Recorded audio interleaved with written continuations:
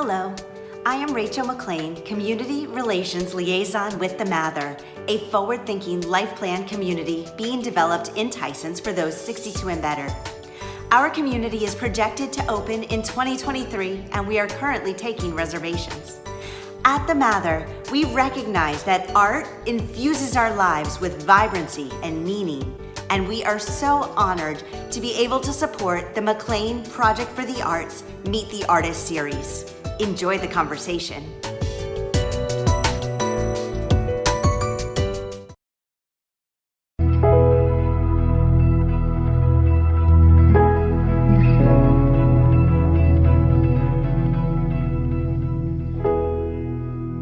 Good afternoon and welcome. I'm Lori Carbonneau, Executive Director at McLean Project for the Arts. I come to you again today from the Emerson Gallery.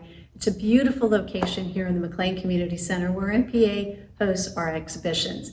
We're thrilled that MPAartfest programming this year gives you the opportunity to spend time with each of our artists. I'm delighted to introduce you to Richard Dana.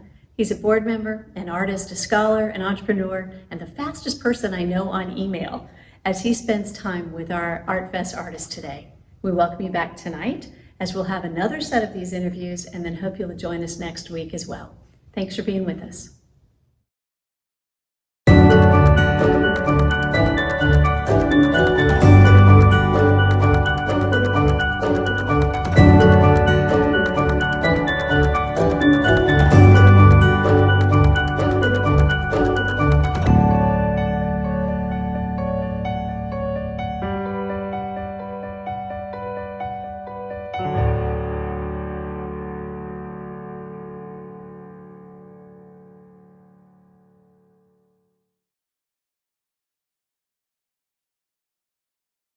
Hello, and welcome to the MPA ArtFest Artist Talk. My name is Richard Dana. I've been an artist working here in the Washington region for 35 years. I do painting, drawing, digital work, and I'm honored to be a member of the McLean Project for the Arts Board of Directors. I'm also one of the co-founders of Artomatic way back when, and I'm a co-founder and project director of Take Me to the River, an international artist collective that does exhibitions and community projects around the world and the country. I'm thrilled to welcome you and introduce you to three fantastic artists that are participating in the MPA Art Fest. To those of you that are new to the Art Fest, this is the 14th year that it's occurring, and this is the first one that's going to be virtual. Virtual actually. The MPA Art Fest brings art and community together, offering events, music, artwork, and much more. This year, we are thrilled to have 52 artists participating. I encourage you, if you haven't already, please head over to their studios in the art sections of the MPA Art Fest website and browse their work. I'm excited to introduce you to three artists, Michele Banks, Beth Cartland, and Lesley Giles. To start us off, please welcome Michele Banks, who is a wonderful artist and very interesting artist also. So welcome, Michele. I'm looking forward to talking to you. Hey, Richard. It's great to be here. Great. Among many things that we have in common, I also am a self-taught artist, and I'd be very interested if you could talk a bit about your background and your journey to becoming an artist. Wow, I have a really unusual background for an artist. I mean, I started out, I was never one of those kind of drawing kids, you know. Basically, I did a degree in political science, and for my kind of early adulthood, that was my focus. I was really interested in politics, and I ended up studying Russian and living in Russia. This can't be true. I was a Soviet affairs expert before I became an artist. And I mean, kind of me too. I mean, I wouldn't call myself an expert necessarily, but that was my field. Yeah, that's so crazy. I didn't know that. We need to continue this at some other point. Yes. So anyway, was working in Russia, and I guess I just got really disaffected, which is the thing that kind of trying to work in Russia will do for you. And I started looking for more of a creative outlet, and basically just started like doing all kinds of things with repeated shapes, where I was just like, I would even use the computers at work and the copy machines, and just make tons of copies of stuff and cut them out and, you know, put them up all over my cubicle. So I had all these repeated themes and images, and that's kind of carried through in my work all these years. It's just that use of repetition. So I kind of have no idea where it came from, but anyway, after that point, there were a whole bunch of just. So, excuse me, this was really the first time that you had ever spent much time or any time creating art, or it just started happening? Wow, amazing. I mean, I wasn't like, I wasn't sort of terrible at art. I wasn't one of those people who thought, oh, I suck at this. It wasn't something that I had really gotten into. I was very much of a sort of a verbal, more intellectual person, rather than I thought of myself as an artistic person. So yeah, it was a whole new part. And I don't know, I mean, I had a whole bunch of various life experiences at that point where my mother died and I had a baby and I moved back to the US and all sorts of things were happening. And I think that it just brought out a whole creative side of me. And from then on, I've basically been an artist. And I never really felt any desire to go back to either sort of business or academia. I hear you. Well, there seems to be another part of your journey, I would think, because your work is very much about science and medicine. And how did that come about from as you evolved into being an artist?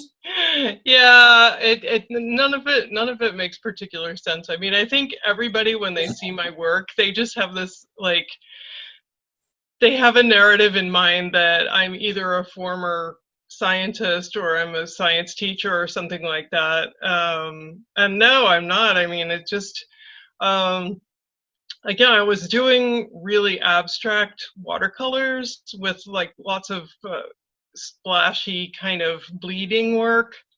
And when I showed that work, people would say to me that they looked like things under the microscope, or that it looked like dividing cells or things like that. And so actually other people saw this in my work before I did.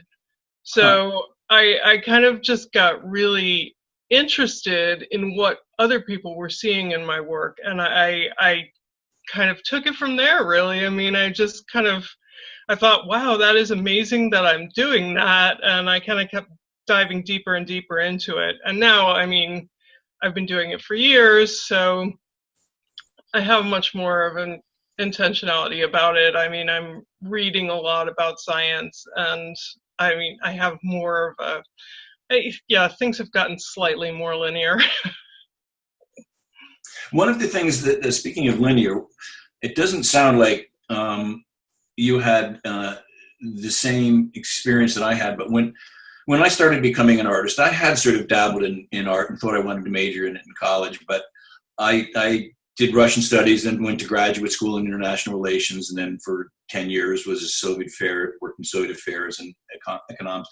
When I started, and then I decided to become an artist, I found that I was really, my approach was very rational, and it was I sort of had an image of what I wanted to do, and then I sort of would force the canvas to do it. And I realized eventually that I needed to access something else, something more emotional or non-linear. I mean, it seems like you were able just to go right to a whole different way of thinking, really, or approaching creating work. You follow what I'm saying? Yeah, I understand what you're saying. It's hard for me to say, like, you know, I do think that I had an intellectual aspect and continue to in some of my work, especially the whole idea of repeating shapes and doing like, especially using the watercolor within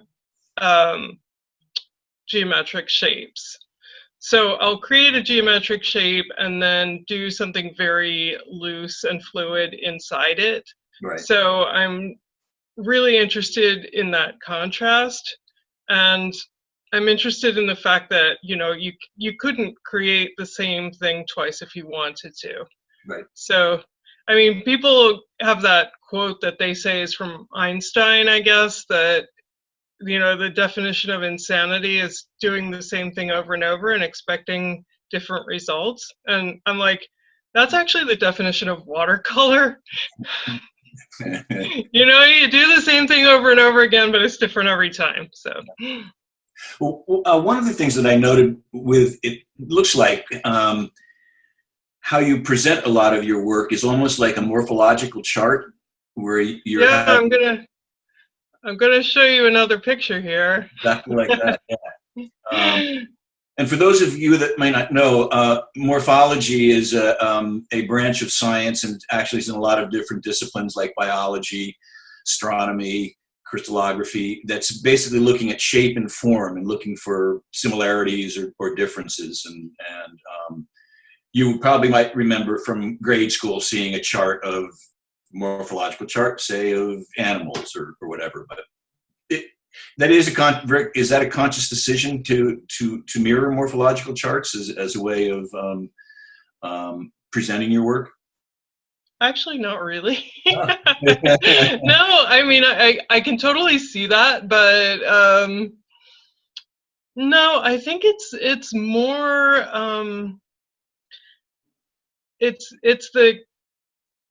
it's more of a kind of showing the themes and variations. And maybe I'm saying the same thing as you are, but yes, I mean, there are things that are related but different. Yeah, I mean, probably. It's not modeled on a chart. I wouldn't say. Yeah.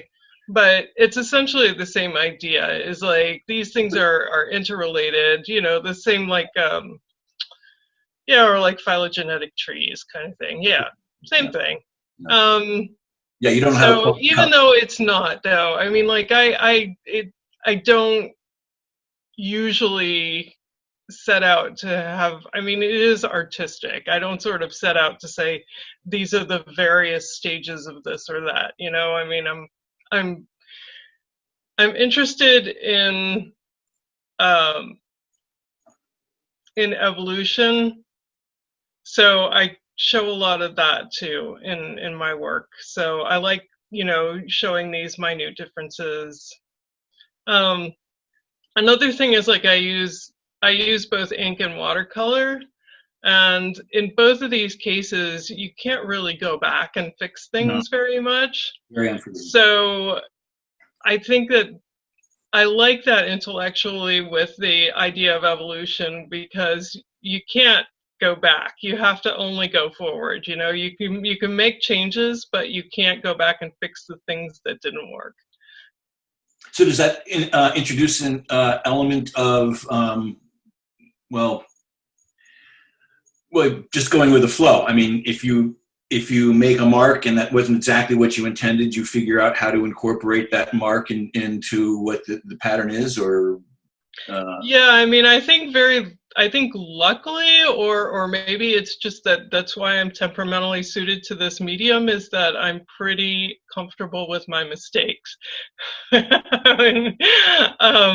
If I were a person who really wanted everything perfect, I would definitely want to paint in oil or acrylic so I could go and fix those surfaces, but I'm just like, you know. I love the fact that I can't tell in advance exactly what it's going to look like. Well, I can't see a mistake on anything behind you, so. Yeah, but it's full of mistakes, you know? I mean, so is the work behind you, was that composed, or each one of the individual images composed with a thought to the other images it would be shown with, or? is that just a body of work that you did and then started playing around with it? I mean, there's obviously the shade of blue in all of these, so I don't know if that was a conscious Yeah, decision. I mean, this one is a little bit more sort of, I guess, illustration-y, I would say. This is based on a work called Brain Bows by some scientists who figured out ways to color individual brain cells. And it was a big kind of pioneering moment in brain imagery. And I've always just been really fascinated by that work, because it's not sort of, you're not, or what they're doing is not kind of coloring the cells. They're lighting them up, basically. So it's just really fascinating to me to think that that can be done, you know? That. No, I follow science a bit, but it really is fascinating and remarkable what is being done in science. And I know that you show actually in some very interesting scientific related organizations.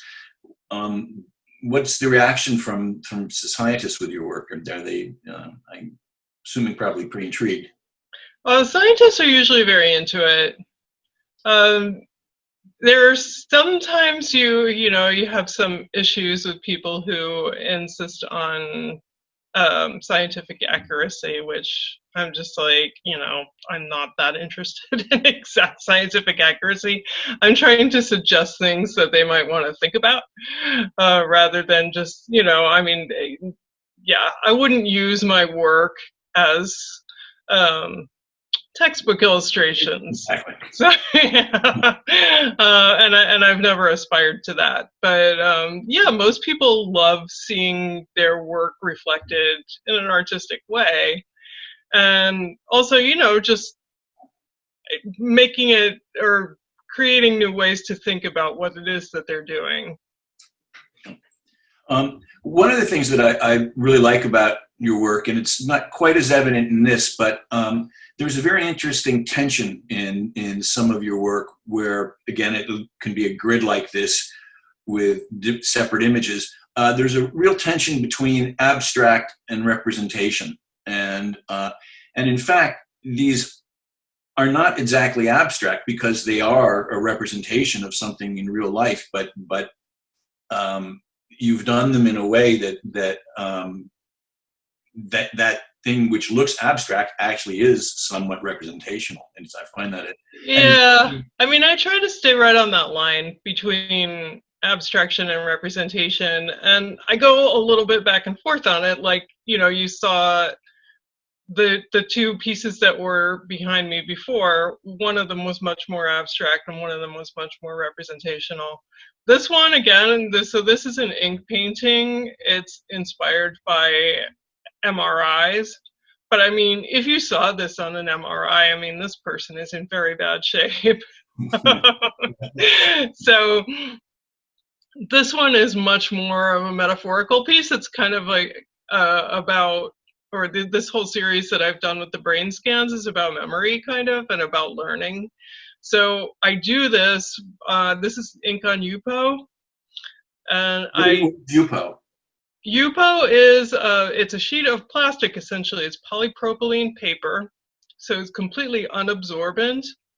So it is a water medium, so similar to watercolor in a way, but in a way it's also kind of the opposite of watercolor, because in watercolor that you get patterns on the paper through absorption, and here it doesn't absorb, so the ink is kind of running around on the surface and forming patterns from like nice different liquid dynamics and stuff like that, but also like as it gradually evaporates off the paper, it forms these really cool images. So so this is done in several layers.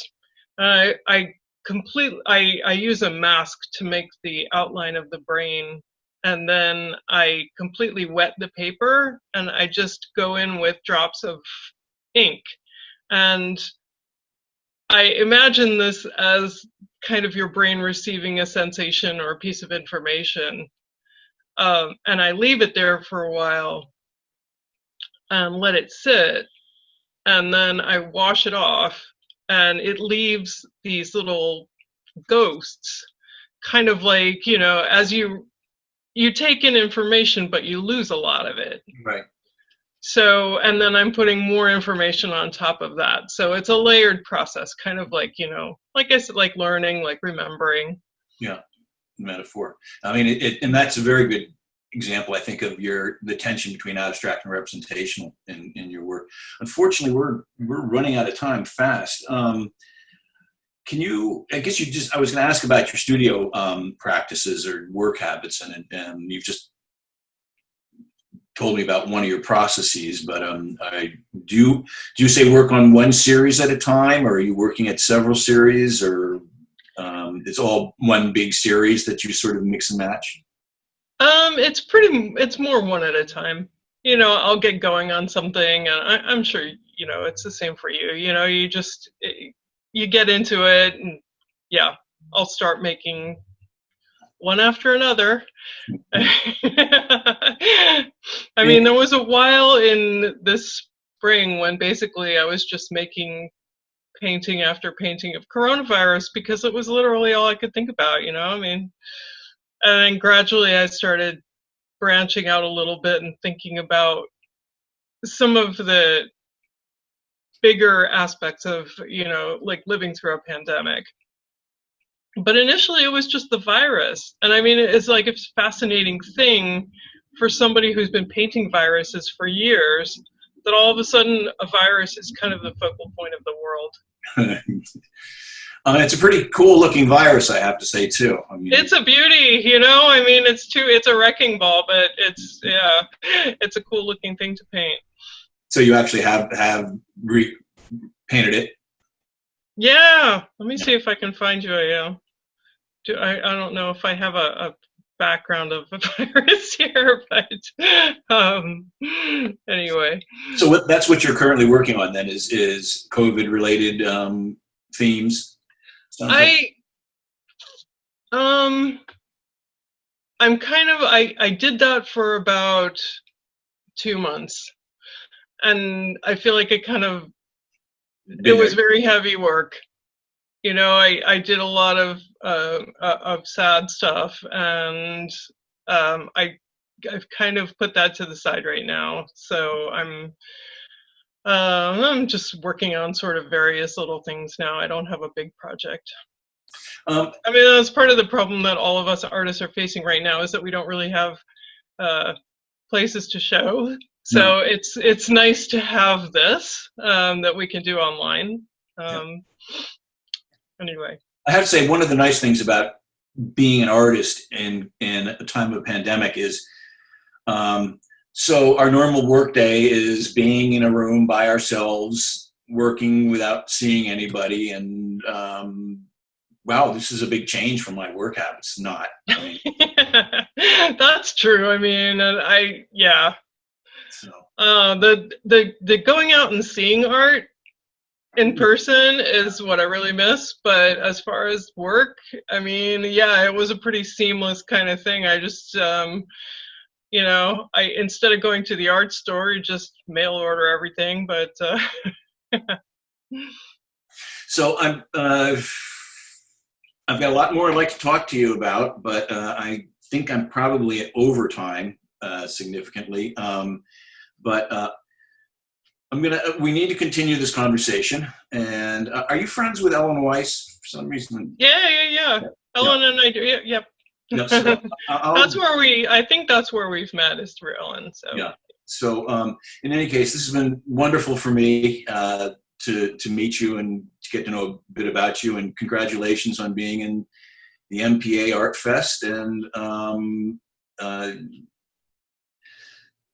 it's been a pleasure talking to you. So, thank you so much. That's a great. It's been fun talking to you. Same.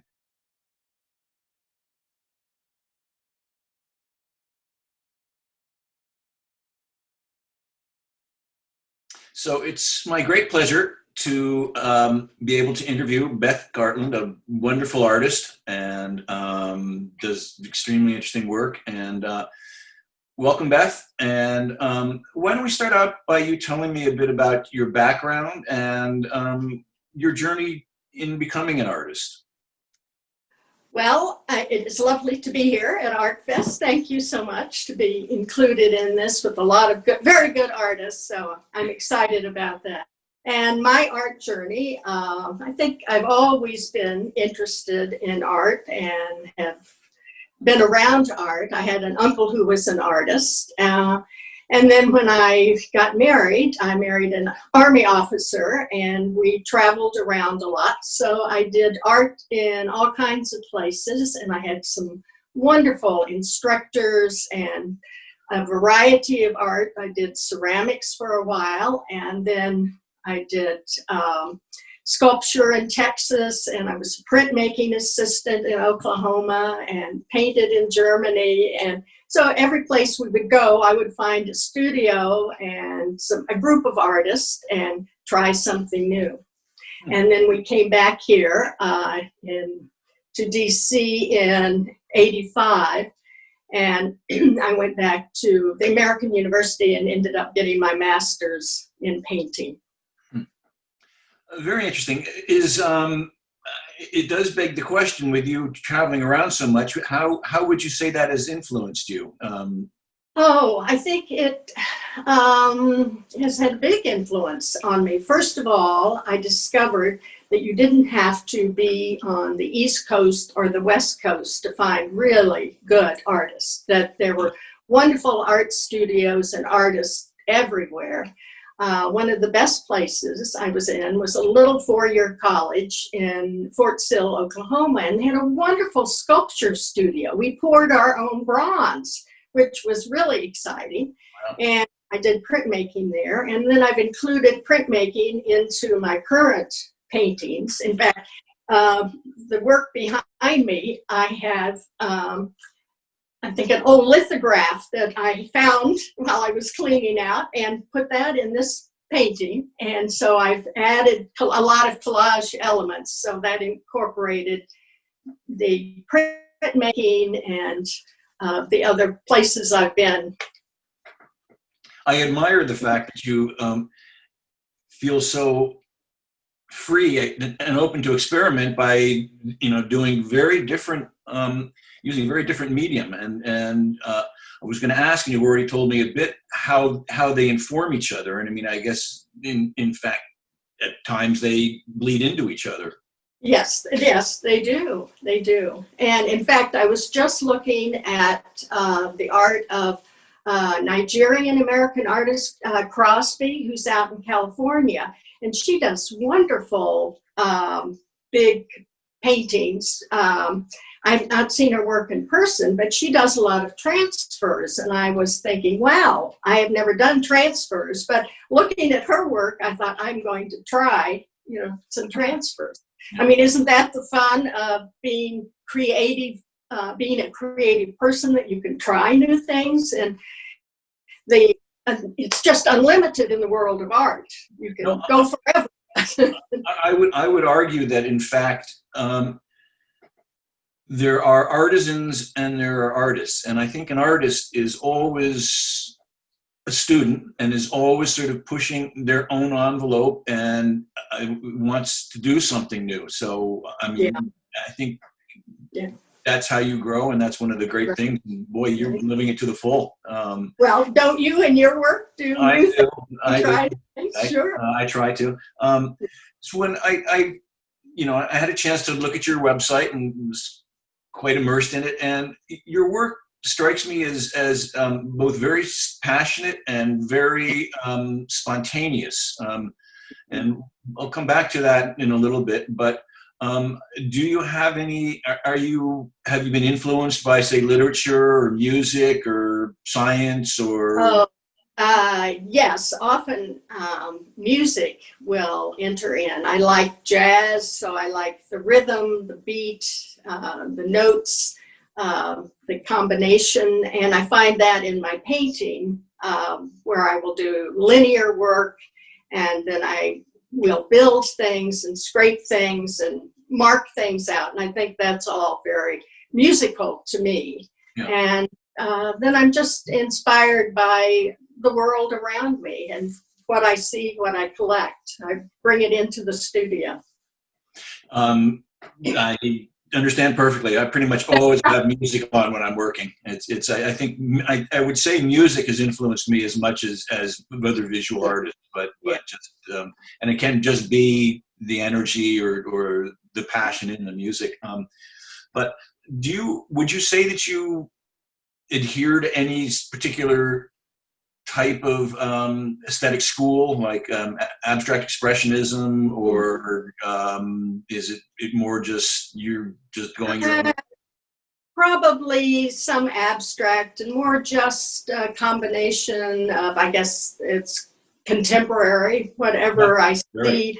Right. Collection is what I do. Yeah. Who are some of the artists that you, well-known artists that you could say influenced you or you particularly like? Well, historically, I loved Matisse.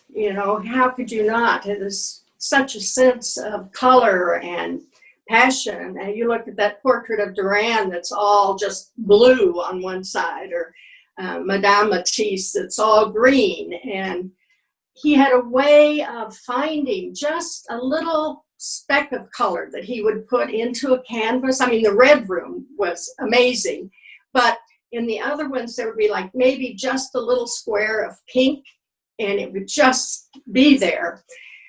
So I like historically Matisse and Diebenkorn, and de Kooning I like for his linear and his movement. I like that very much.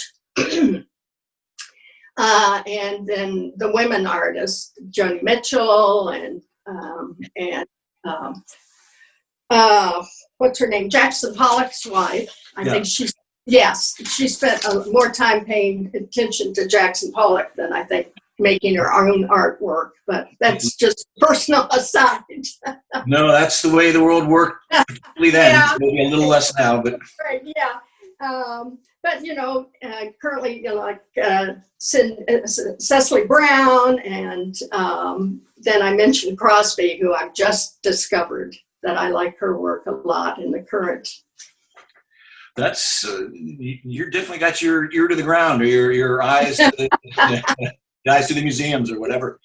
Could you talk to me a bit about your creative process?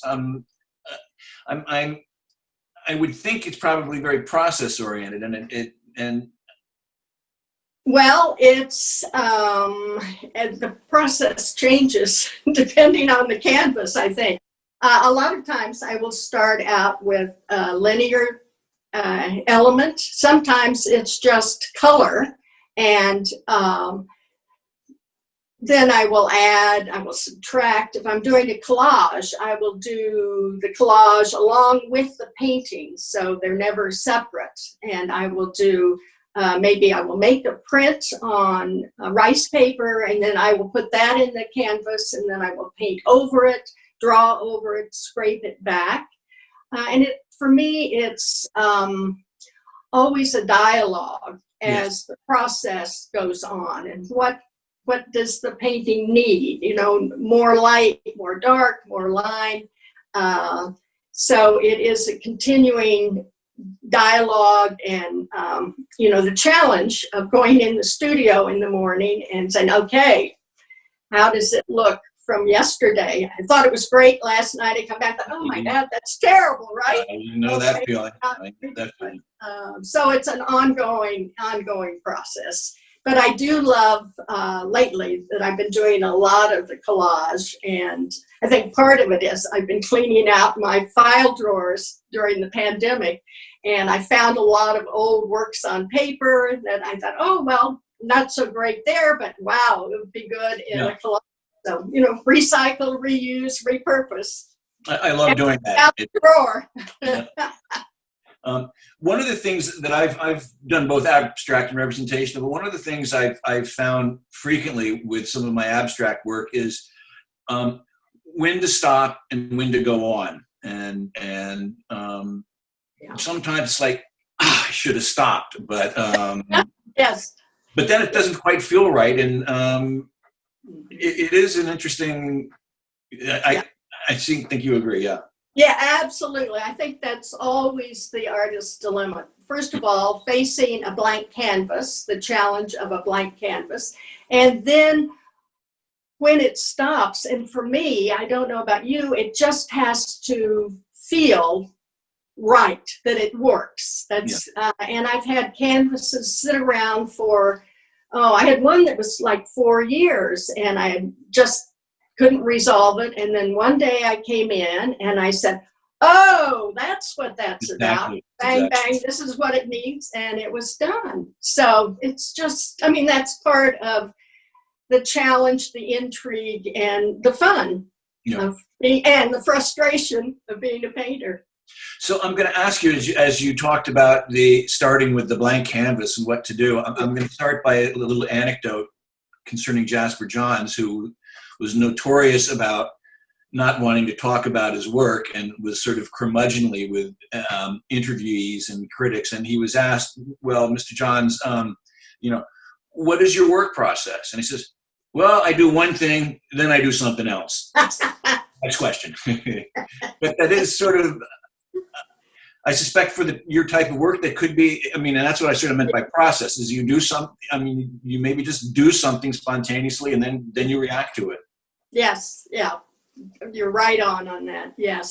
So it really becomes sort of a voyage that you're taking with it, because you really don't know where you're going to end up. That's right. And when to get off the train or when to stop it. You know, sometimes you do go too far. Yeah. But it does look like you do work in series. Sometimes it's defined just by the medium that you're using. Yes. So, yes. I do like to do series, and I think you learn from, sometimes I'll do them side by side, and one will energize the other, and then there's that wonderful dialogue again that goes between the two paintings and with me. So that I like. Or I just like the idea of continuing the idea or the thought till I'm finished with it, and then I'll move on to something else. Right. One thing that we're similar in is we're pretty partial to color, and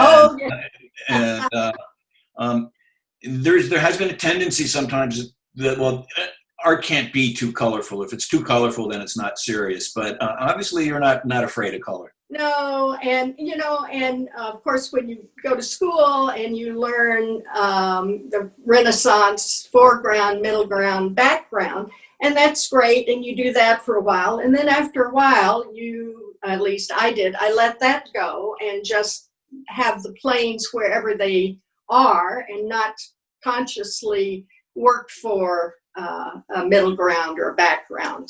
Yeah.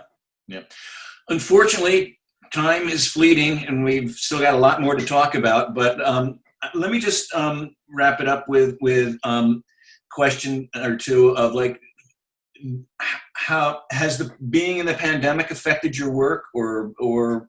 Oh, yes, it has. And at the beginning, I made some very large, kind of dark, ominous, very energized paintings, and then I worked kind of that out. I've been doing some Black Lives Matter art and some guerrilla art up on the avenue at some vacant buildings. We won't talk about that. And I didn't hear it.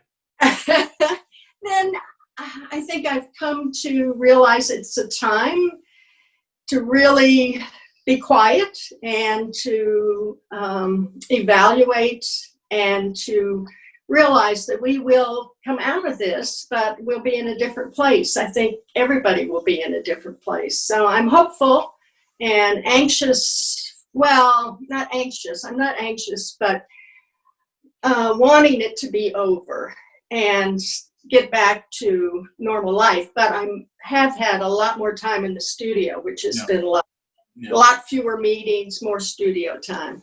I hope too. I mean, I find that I admire you for actually having your art deal directly with the COVID. I tend to I've done one or two COVID related pieces, but basically the one nice thing about being able to create is at least for me, I just get lost in a world that's very different from the one that's out there, and and you're shaking your head like, yeah. Absolutely. That is a great escape and meditative process sometimes. So yes, that's been a big help. So I want to thank you very much. It's been a great pleasure talking with you and having a chance to get to know you. And I'm looking forward to seeing your work at the MPA Arts Fest artist section. So absolutely. I think congratulations. All right. Thank you, Richard. Good to see you again. Same, and stay safe. All righty. You also. Bye-bye. Bye.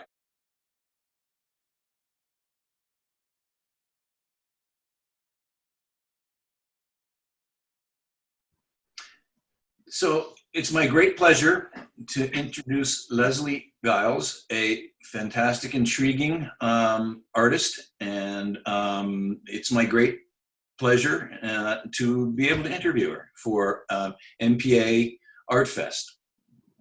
So Lesley, to start, would you please tell me a bit about your background and your journey becoming an artist? I think it started when I was around 14 years old. I was heavily influenced by a progressive band called Pink Floyd. I was going to mention we have something in common, our music taste, one of which is Pink Floyd.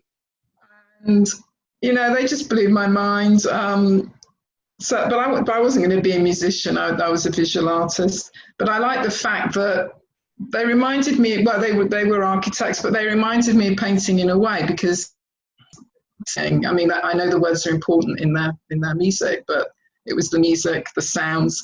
So I started, I was at high school and I did GCEs, but I suppose the most exciting thing I did when I was 16 years old, I started attending an evening class in life drawing nudes, which, you know, my parents were okay with that, but it was quite unusual. And I did that for 2 years, and then I was accepted into Goldsmiths College of Art in London, and where I did a bachelor's in painting, and then 3 years masters at the Royal College of Art. So it was quite a prestigious beginning to my career.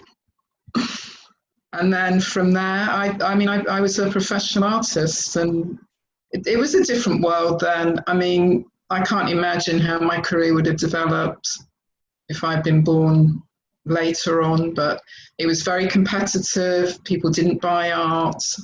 Really, people started buying art, I would say.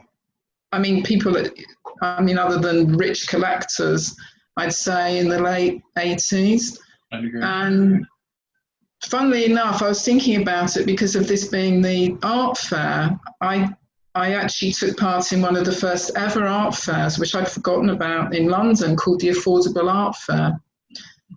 And it was a small event, but a lot of people came, a lot of collectors came, a lot of gallery owners, and it was new. I mean, it was nothing like the art fairs are now. And I think it's still going. I think it's they've developed it.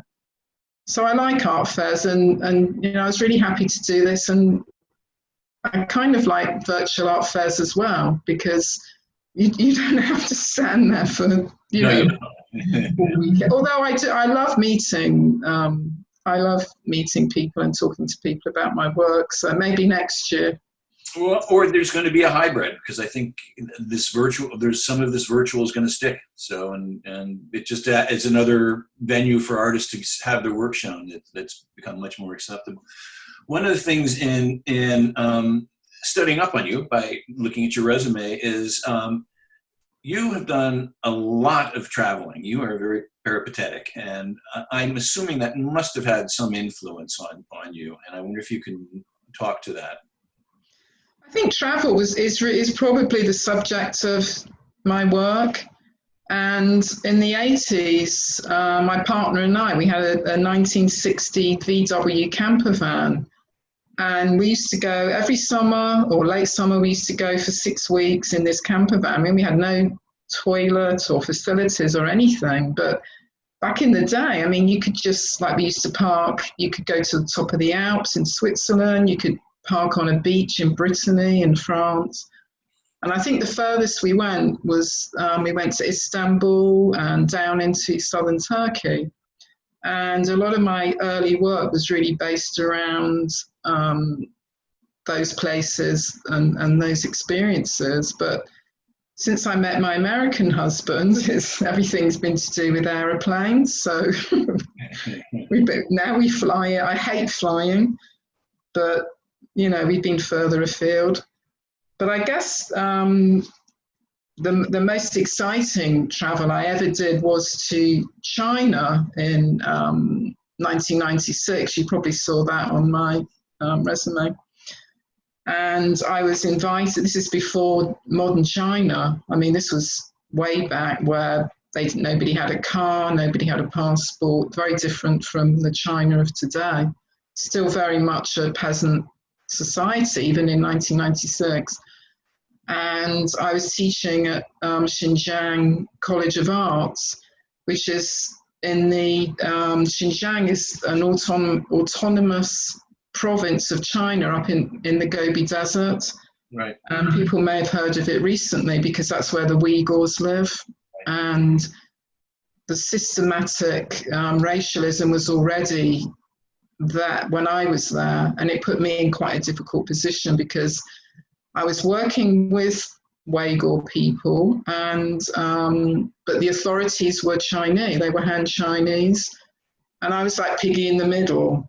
You know, oh, you're with us, you're with us. And I would just say, just don't, you know, just leave me out of it, because I could feel there were tensions even then. But the landscape there really fed into my experiences of places like Dungeness and then the Eastern Shore, Hooper's Island, which are both remote, very solitary places. And of course there I was in the middle of the desert, and it really I'm trying to think how old I was then. I would have been in my 40s, so it was like almost like a reinvention of my work, because I was just so excited to I don't know, it was just like seeing things all over again. You know, you've been painting for 20 odd years, and then you just see things so differently because you're in such a strange environment. And also I was on my own. I tried to learn Chinese before I started the residency, but I'm a terrible linguist. And I just gave up. Why torture myself? Of course, I hadn't realized that nobody spoke English then. My wife's Chinese. I tried to learn it, but I said, forget it. She speaks English. Well, Can I ask you, as you were doing all of this traveling, say in the Volkswagen bus and traveling up to Xinjiang, were you also painting then, drawing? And because one of my questions is, do you work from sketches or photographs, or are you doing it on plein air, or all three? Well, when I was traveling in the VW van, we didn't have digital. We had digital nothing then.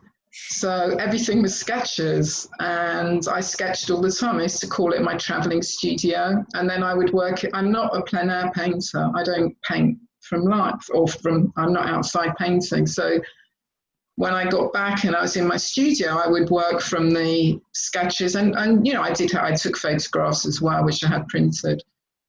And the same when I went to China. But funnily enough, in China, I ended up having to teach plein air, which kind of blew my mind. I didn't realize I'd be doing that. And again, that was a very interesting experience, especially when my students were, I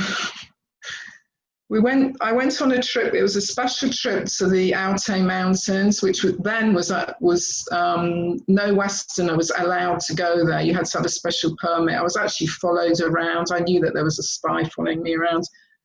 But I used to go out with my students out into this sort of desert mountain area. There'd be camels wandering around, and they would just get their jam jar and get the water out of the river. I mean, I just never seen anything like that. I actually saw the Altai Mountains from the other side of them. I was in Kazakhstan and actually went up the Altai Mountains with some Kazakhstani artists, and we worked. When did you go? This would have been like 90, I'd say 96, 97, something like that. So actually we met Uyghurs in Kazakhstan. But unfortunately, time is so limited. It goes really quickly in this. But I wanted to ask you a bit about your work. You mentioned that in your website that you've been influenced by Hopper and Hockney and Jansen. The first two I can see somewhat. The Jansen not so much, but a little bit. But even as I can see a little bit, you have a very I love your style, if you will. I mean, it's very distinct and it's very idiosyncratic. And to me, it's a bit like, well, you have very simplified, reductive forms, maybe a la Cézanne a bit, but even with these forms, you then have also a lot of detail, and to me, it's a wonderful combination, and it even as it's very realistic in one sense, it plays at the edge of abstraction. Say, for instance, the slats on the I guess the boardwalk in the foreground of the painting behind you. But I love the tension in there and just that reductivity with detail. Well, I can't really add to that. I mean, I've never heard anyone describe my work, so wow. I could never describe it like that. I wrote down a quote from David Hockney, who probably is one of my biggest influence on me. Bearing in mind that he was painting in the time of abstract expressionism, and he is not, and I'm not an abstract painter. But he said, I said my paintings have content, always a subject and a little bit of form. And this is Hockney, and I was traditional in the sense that I felt you should have a balance between these two, which doesn't exactly describe what you're saying, but I think, you know, when you are surrounded by abstract art and you love it, you know, the colors, the free form, everything, but you're so tied, as I am, to the subject. But as I mentioned earlier with plein air, you know, I'm not I don't want to be, although I love Monet. I mean, Monet was also a great influence on me. But actually, if you look at Monet, although he is considered plein air, he goes a bit beyond just painting, you know, what's there in front of him. I think there's a lot of meaning in his work. Well, I'd say the same with your work too. There's a lot more than just a reproduction of a scene. Do you say with the painting? Well, with your paintings, I mean, do you work them over quite a bit, or is it pretty much where it happens, or are you changing the composition or changing colors quite a bit till you get it right, or? Well, how many years? What's the longest I've spent on a painting? That's why I like to sell my work, because I can't leave them alone. They're never, ever. And, you know, when I first started exhibiting, and it's true even today, even with all my experience, when I exhibit, I look at them and I think, oh my God, that's not right. That's interesting, because the previous artist that I interviewed is an abstract artist, and I do both abstract and representational. And I've always felt with abstract art, and she agreed too, is that one of the real problems is knowing when to stop and knowing when to go on. I have never felt it that much with representational, and yet, in a way, I would say you're painting representational in an abstract mindset. Then I think you're right, and you know, there is so much formalism, and you know, I don't know if you probably do realise, but if you look at my work, everything is very carefully placed. Yes. I mean, you know, like the painting behind me. I mean, you know, when you look at like these, all of this is somehow but it's not. I'm not sitting there with a plan. I mean, there's no secret geometric message. It's purely visual. That's the way I am too. I mean, it's everything's where it is for an aesthetic reason.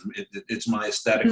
No, I totally see that, because some of your pieces are so stripped down that, just like, for instance, the one you showed of the shack in Hoopersville. I mean, it's just one building, which is just a shape, something like that too, and you know, the path in the front is totally abstract in a way, but it's that one's teeming with detail, and yet it's also it's very formal in its use of shapes. So it's no, I applaud you. It's really. Oh, thank you. Yeah, no, it's and that has evolved. I think I've become more, well, I don't know. I mean, I'm thinking I've become more minimal. I mean, it's funny, when I'm sketching and drawing, my work is quite figurative, if you like. You know, yeah. I start with more gestural. Yeah. Unfortunately, I wish this could go on another 15, 20 minutes, even longer, but we are wrapping up. Let me ask you, it's very topical. I mean, has the pandemic affected your work in any way, could you say? Yeah, I've always enjoyed, one of my subjects has been washing lines. And the reason I like washing lines is because you know, my work is very static, and they indicate the weather in a way. Because if the washing is just hanging, you know, there's no air. Whereas if it's blustering, and again, it's the formal aspects of the shape of the washing just put right against a landscape. So when the pandemic started, suddenly all these women started clearing out their closets. You know how people put weird photos on Facebook of what they ate for dinner? Suddenly putting on pictures of their washing lines. And I thought, oh, I'm going to get back doing washing lines again. So I painted a whole series of washing lines. I think I've got about 12 of them now. I'm actually showing a couple of them tomorrow. There's a show in Easton at Trip Gallery called Contemporary Women. Trip Gallery. So some of those will be showing there. But the other strange thing that happened is that while I was in the middle of doing them, we had all the Black Lives Matter demonstrations. And, you know, that really fed into my work. And all the washing is now black and white. Huh. So that's, I would say, is a pretty big influence. Yeah. Yeah. Now I can see how washing lines, drying lines would be very much could be a great subject for you, just in terms of the formal aspects of it. But well, I have to say, can I just add that I also hang out my washing. Very British. And now you're drawing it and painting it for the first time. Well, this has really been a great pleasure. I sincerely really enjoy your work. I think it's as I say, it's quite idiosyncratic in the best way, and it's avant-garde for a subject matter that is rarely avant-garde, but you knock it out of the park. And who knows, next time I'm down in Hooperville, I might look you up. And absolutely. But stay safe, and thank you so much again. And congratulations on being in McLean MPA Artfest. And I encourage all of my audience, first of all, thank you for listening to these interviews of three wonderful artists. And I encourage you to visit the artist section of the MPA Artfest website and look at these artists' work and the other artists' work, because it'll be a very nice visual journey for you. So thank you very much for attending.